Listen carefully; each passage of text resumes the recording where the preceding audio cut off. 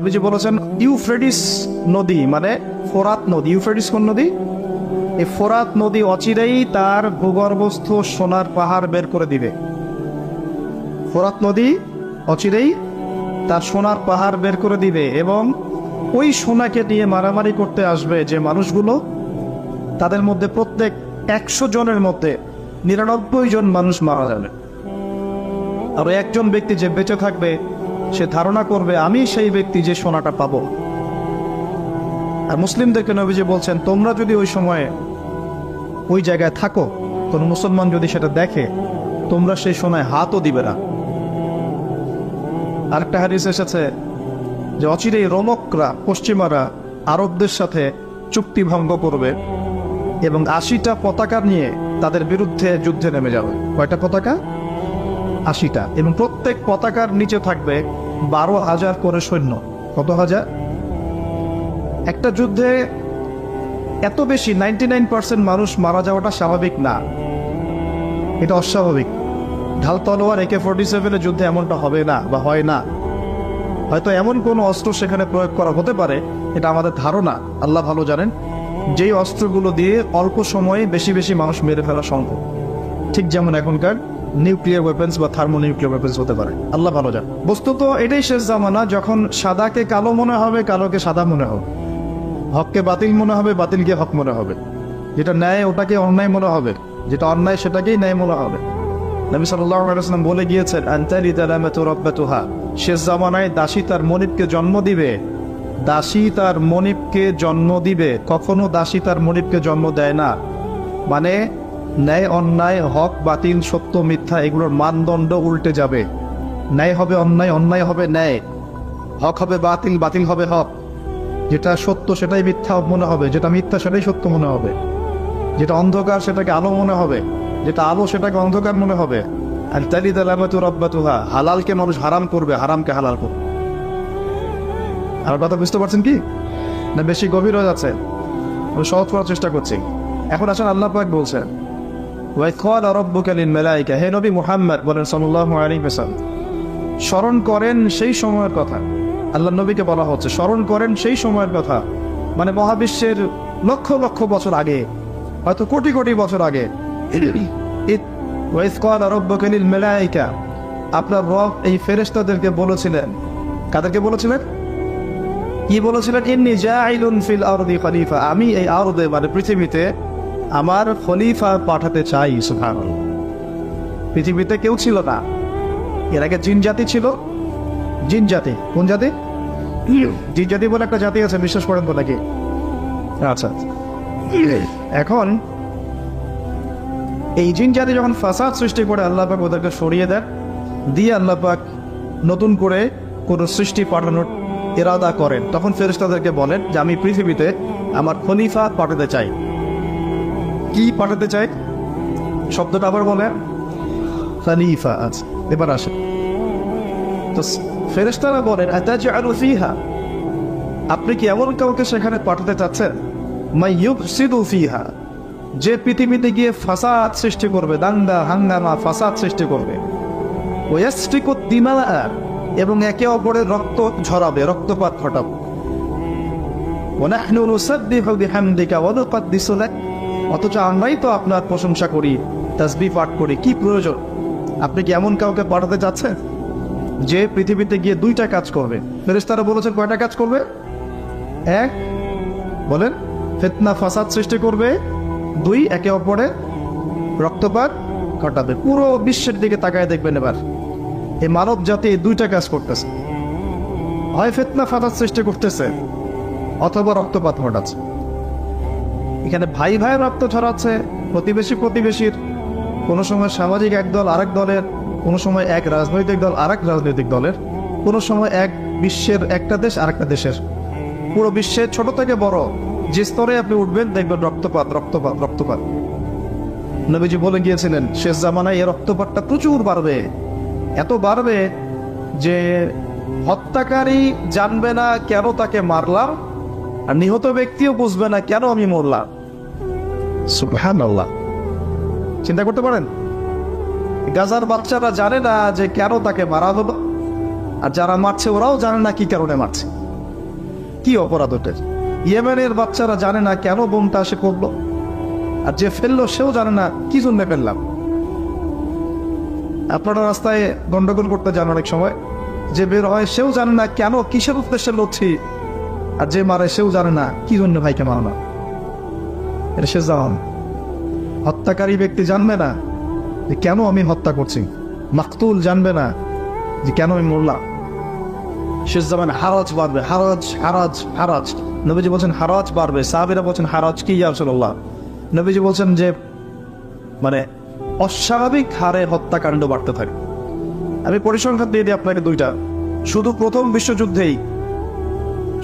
বিশ্বযুদ্ধেই এই 4-5 বছরের মধ্যে প্রায় 1.5 থেকে 2 কোটি মানুষ মারা গেছে। কত কোটি? আর আরো বেশি, অনেকে বলেন 2.5 কোটি 3 কোটি, আমি একটা মিনিমাম রেঞ্জ বললাম। আর দ্বিতীয় বিশ্বযুদ্ধে মারা গেছে প্রায় 6 থেকে 7 কোটি।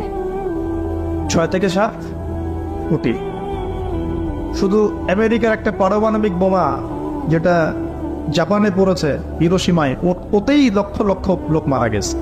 এখন পর্যন্ত ওদের যে বংশ পরম্পরা, ওই যে পারমাণবিক বোমার যে প্রভাব, এটা এখন পর্যন্ত আছে।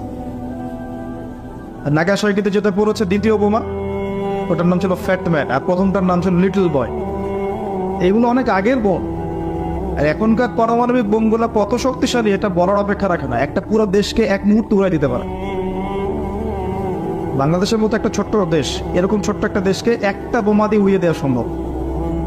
ইংল্যান্ডের মতো একটা দেশকে একটা রাশিয়ান হাইপারসনিক ক্ষেপণাস্ত্র দিয়ে উড়িয়ে দেওয়া সম্ভব।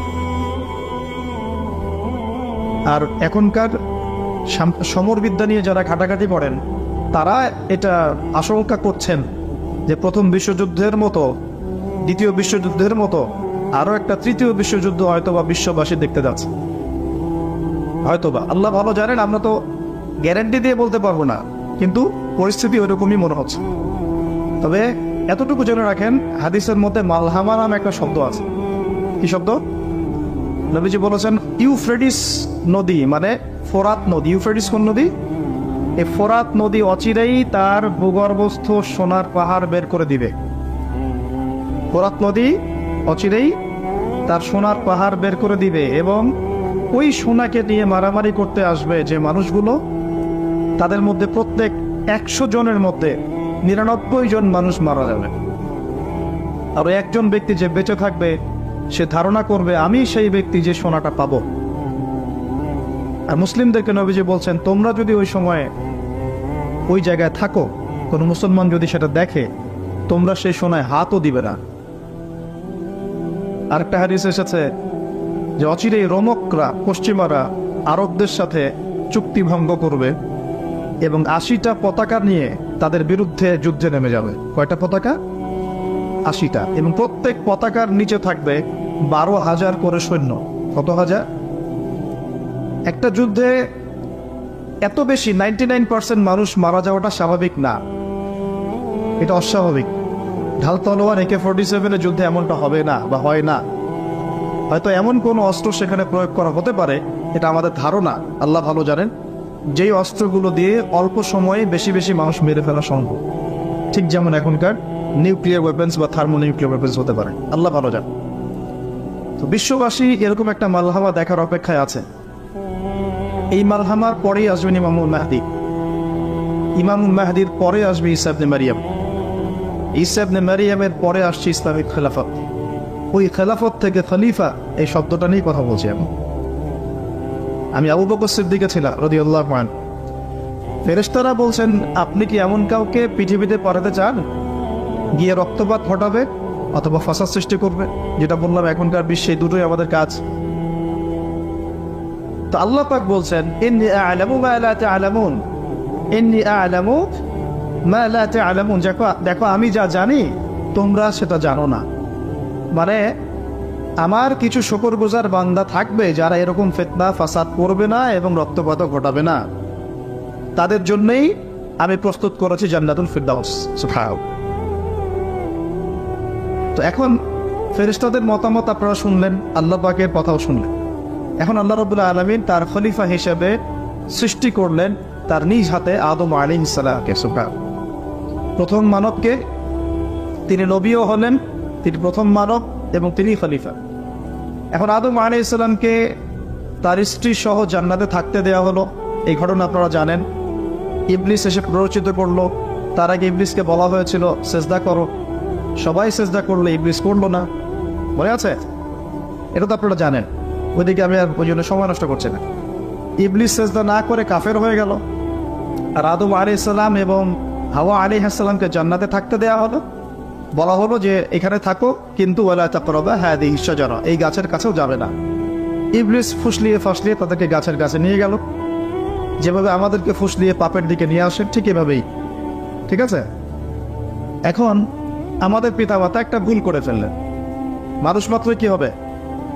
আমাদের পিতামাতা ভুল করে ফেললেন, এটাই তো হাদিসের ব্যাখ্যা যে কুল্লু বানি আদম খাত্তা, প্রত্যেকটা বনু আদমেরই কি আছে? ভুল আছে। খায়রুল খাত্তাইন আত-তাওয়াবিন, যারা তওবা করে তারা হচ্ছে উত্তম ভুলকারী। তো আমাদের পিতা কিন্তু ভুলের উপর অটল থাকলেন না। ইবলিস যেমন তার মতে অটল থাকলো যে আমি সেজদা করি নাই তো কি হয়েছে, খালাকতানি মিন নার ওয়া খালাকতাহু মিন তিন, আমাকে সৃষ্টি করেছেন আপনি আগুন দিয়ে, ওকে সৃষ্টি করেছেন মাটি দিয়ে। এটা ইবলিসের চরিত্র, যে ভুলের উপর অটল থাকে, সংশোধন করে না, সে ইবলিসের অনুসারী। কথা বুঝতে পারছেন? ইবলিস কি এখানে সঠিক ছিল? নাউজুবিল্লাহ, কখনোই না। আল্লাহ পাক তাকে আদেশ করেছেন, আদম কিসের তৈরি সেটা তো দেখার দরকার নাই, আল্লাহ পাক আদেশ করেছেন, বাস তোমাকে সেজদা করতে হবে।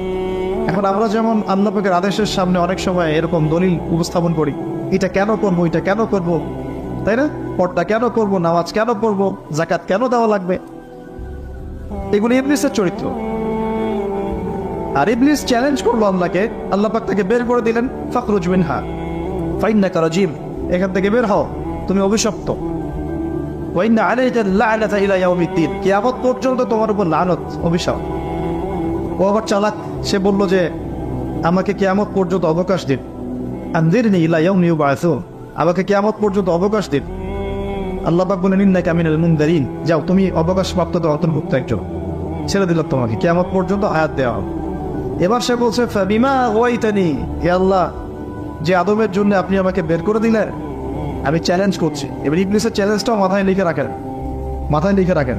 ইবলিস বলছে ফাবিমা আগওয়াইতানি লাআকউদান্না লাহুম সিরাতাকাল মুস্তাকিম, যার জন্য আপনি আমাকে এখান থেকে বের করে দিলেন, আমি তার সরল পথে ওত পেতে বসে থাকবো। কিভাবে বসে থাকবো?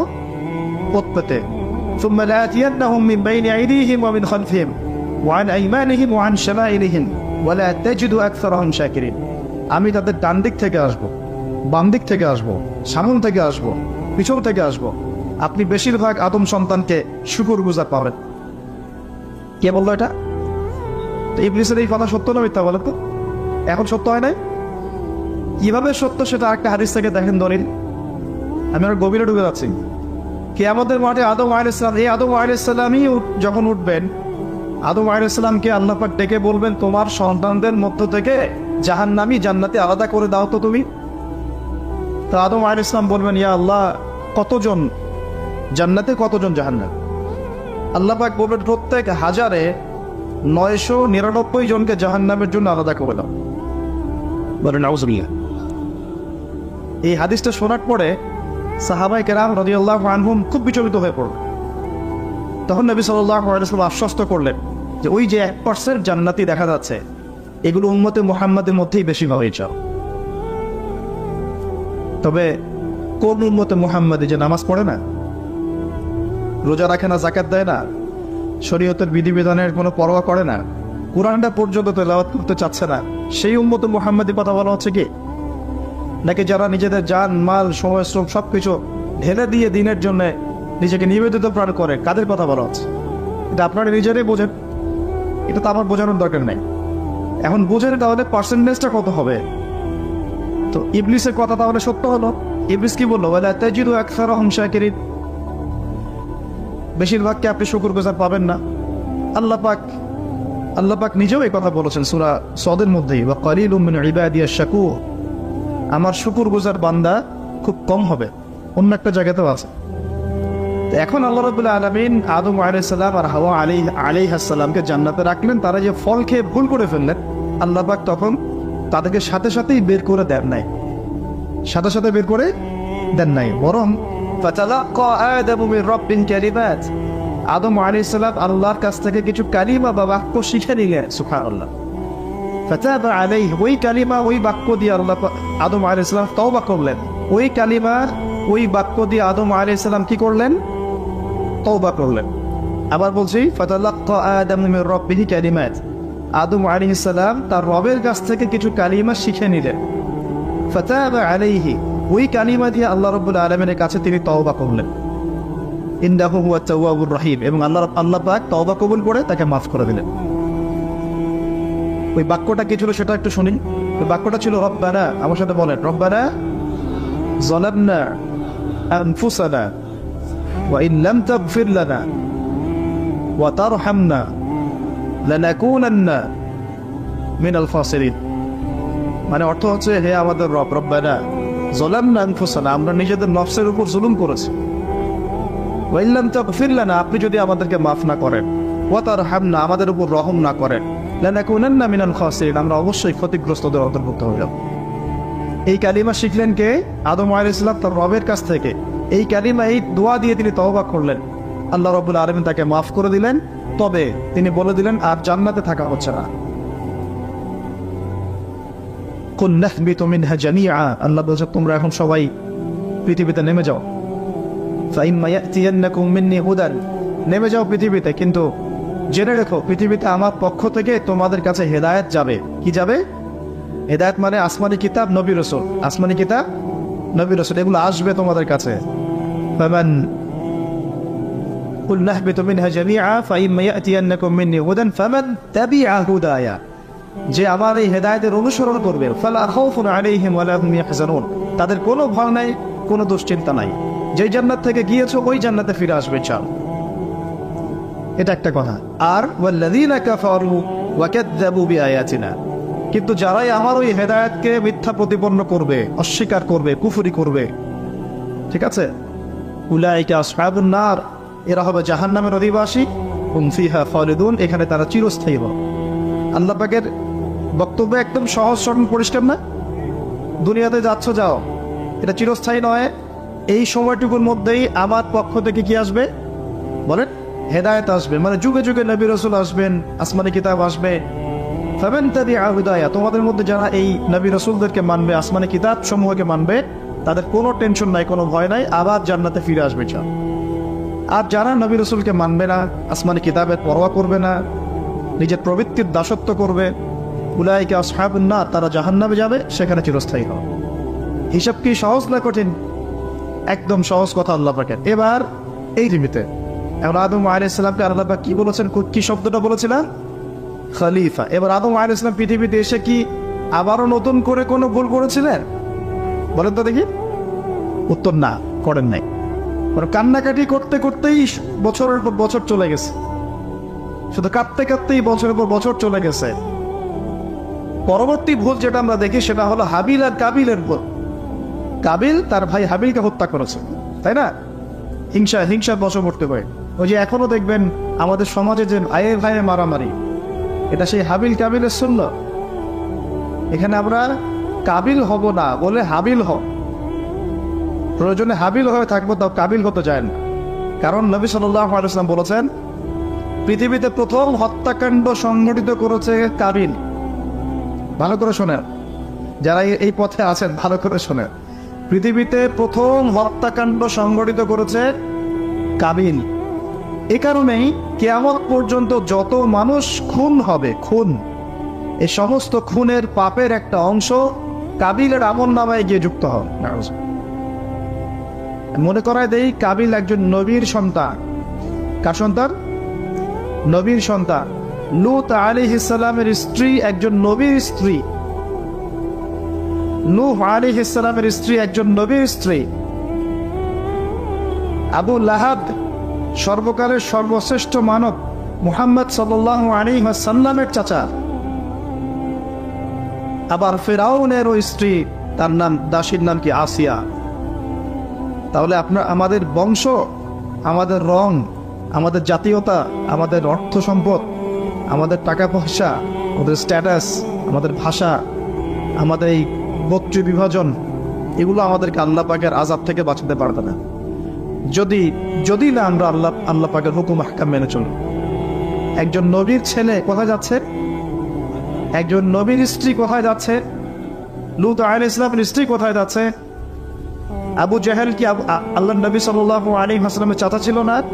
আবু লাহাব কি চাচা ছিল না? তাহলে কিসের অহংকার, কিসের অহংকার, কিসের ফুটানি, কিসের গর্ব? শুধু তাকওয়াই পারবে আমাদের সেভ করতে, আর কিচ্ছু না। অনেক গভীর হয়ে যাবে, বের হয়ে আসেন।